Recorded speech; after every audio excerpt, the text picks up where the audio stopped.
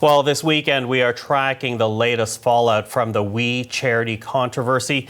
More links have been uncovered between the Trudeau government and the organization. Questions about a potential conflict of interest over a federal contract have already triggered an ethics probe, and now there are calls for a criminal investigation. The opposition wants the RCMP to look into the matter after it was revealed that Trudeau's mother and brother were paid by the charity for public appearances. Now, the federal finance minister, Bill Morneau, has also been shown to have a family link to the group. The question of if it's criminal, that's for the RCMP to decide. On whether it's stupid, I think that Canadians have said that this is ridiculous on its face. Well, for more on this, we're now joined by Richard Leblanc. He is the governance professor at York University in Toronto. Richard, thank you for joining us today. My pleasure, Michael. Listen, I want to begin here with your first impressions. What do you make of this ethical scandal that the Prime Minister now finds himself in the middle of?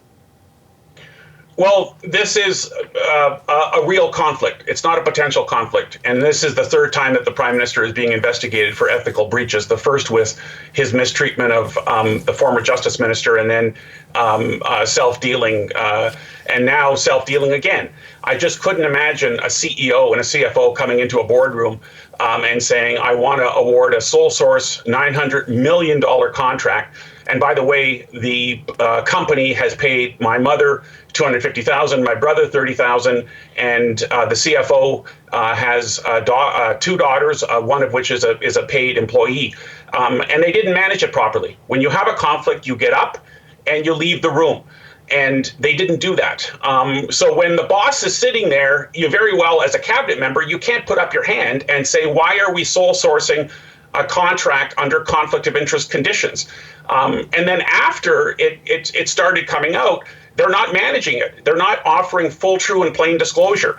The nature of the relationship between the PMO, between the family members, and between We charity. Okay, there's been ministers that have been trotted out. Yeah, Richard, let me jump in there. Let me jump in there, though, before we lose total time here, because, the Prime Minister and his government have made the argument that We was the only charity that could really deliver the student volunteer program as they, I guess, envisioned it. And that was a conclusion that they say was made by public service officials. So what do you say to that? Well, they have asserted, and this is Navdeep Bain's assertion, where is the evidence on the documents that it needed to be a sole source contract? There's been stories that have come out that, in fact, the federal government could have done it, and there are other companies that could have done it. And who in the public service would recommend a conflicted supplier? That just doesn't seem reasonable that the public service would do that. So, I mean, of course, there's assertions, but under Section 48 of the Conflict of Interest Act, the commissioner can subpoena documents and witnesses. So this will come out, and the sooner that the government gets ahead of this and tries to manage it with answering opposition questions, I think it's better for both ministers. Now you say that the Prime Minister and the Finance Minister, given their family ties, should have not been in the room when Cabinet made this decision. And right now, we know from our reporting from our colleague David Cochrane that there are grumblings within the Liberal Party, people just incredulous that the Prime Minister should, as you say, find himself for the third time in the middle of an investigation by the Ethics Commissioner. Now, if this was a private corporation and not the federal government, what kind of implications could this kind of action bring about? Well, it would never happen because it's just such a shocking conflict that it's nepotism on its face. And any CEO that went to a board of directors asking for this type of conflict to be approved would show a shocking lack in judgment. It is, and I've adjudicated dozens of conflicts. This is by far the most acute conflict I've seen in my last 25 years of a conflict of interest work. I've never seen a conflict like this. It's shockingly obvious that there's a conflict, and it never should have been proposed to begin with. Okay, so let me then jump in, and maybe, neither you and I really know how this is going to land at the end of the day, but the Ethics Commissioner is now investigating. The Conservatives want a criminal investigation. At this point, what do you think the conclusion will be out of all of this? Well, I think it's a conflict. Whether it rises to being a crime under Section 121 or 122 of the Criminal Code you need documentary evidence, and you need to know the emails, the communication, the meetings, the texts between the Prime Minister's office and We Charity. You need to show that nexus between the benefit to the PMO's family and the awarding of the contract or past contracts.